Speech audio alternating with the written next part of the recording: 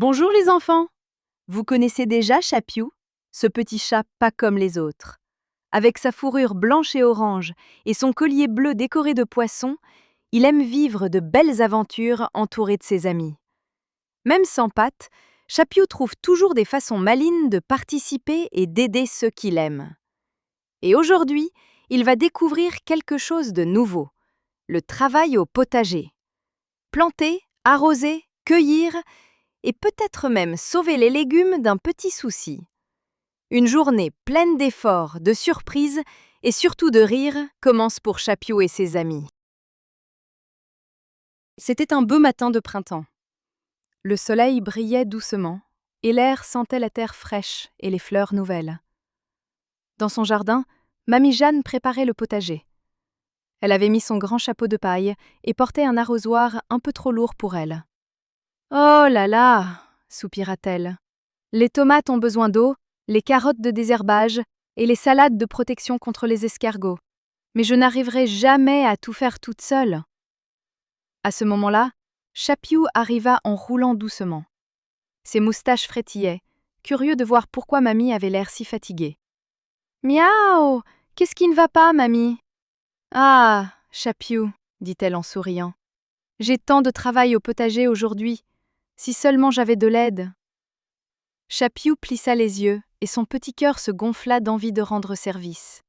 « Ne t'inquiète pas, Mamie, je vais trouver une solution. » Il partit chercher ses amis. Un peu plus loin, près du ruisseau, il trouva Zoé la tortue qui mâchonnait un radis.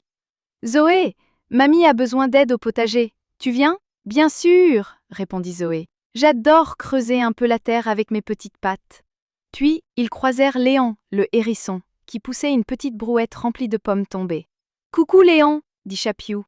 Mamie a trop de travail au jardin. Alors j'arrive, je suis très fort pour transporter des choses. » Enfin, dans un arbre, ils aperçurent Milo l'écureuil.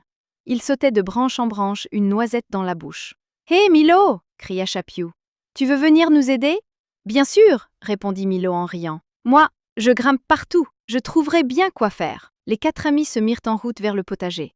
Quand ils arrivèrent, Mamie Jeanne les accueillit avec un grand sourire. « Oh, mes petits, vous êtes venus tous ensemble ? Merci, ça me fait tellement plaisir. » Chapiou prit la direction des opérations. Il savait que chacun pouvait apporter quelque chose. « Zoé, toi tu peux creuser la terre doucement pour aérer les carottes. Léon, toi tu peux pousser la brouette et transporter l'eau. Milo, toi tu peux grimper pour cueillir les haricots du haut. Et moi, je vais surveiller les salades. » Mamie éclata de rire. « Les surveiller ? Et comment comptes-tu faire, petit malin ? » « Avec mes moustaches !» répondit Chapiou très sérieux. Tout le monde se mit au travail. Zoé gratta la terre avec ses pattes solides. Gratte, gratte, gratte. Oh, que c'est agréable! Les carottes semblaient déjà respirer mieux. Léon poussa la brouette, mais elle était lourde et pleine d'eau. Ouf, ouf, s'essouffla-t-il. Courage, Léon, cria Chapiou. Tu es le plus fort! Milo bondissait partout. Hop à gauche, hop à droite.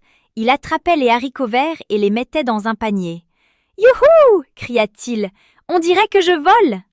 Et Chapiou, lui, roulait doucement entre les rangées de salades. Dès qu'un escargot pointait ses antennes, il le fixait d'un air sérieux. L'escargot hésitait, puis faisait demi-tour. « Mission accomplie !»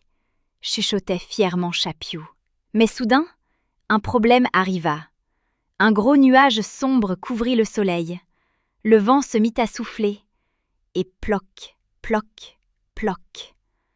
Une pluie fine commença à tomber. « Oh non !» s'écria Mamie Jeanne. « Si la pluie dure trop longtemps, les jeunes pousses de salade vont être abîmées. » Chapiou fronça les sourcils. Il devait trouver une idée. Il regarda autour de lui et aperçut la grande nappe à carreaux rouges des blancs, celle qui servait pour les pique-niques. « Vite !» cria-t-il. « Mettons la nappe au-dessus des salades. » Zoé, Léon et Milo se précipitèrent. À 4, ils étendirent la nappe comme un grand parapluie. La pluie tombait, mais les salades restaient bien à l'abri. Mamie Jeanne applaudit de joie. « Quelle équipe formidable!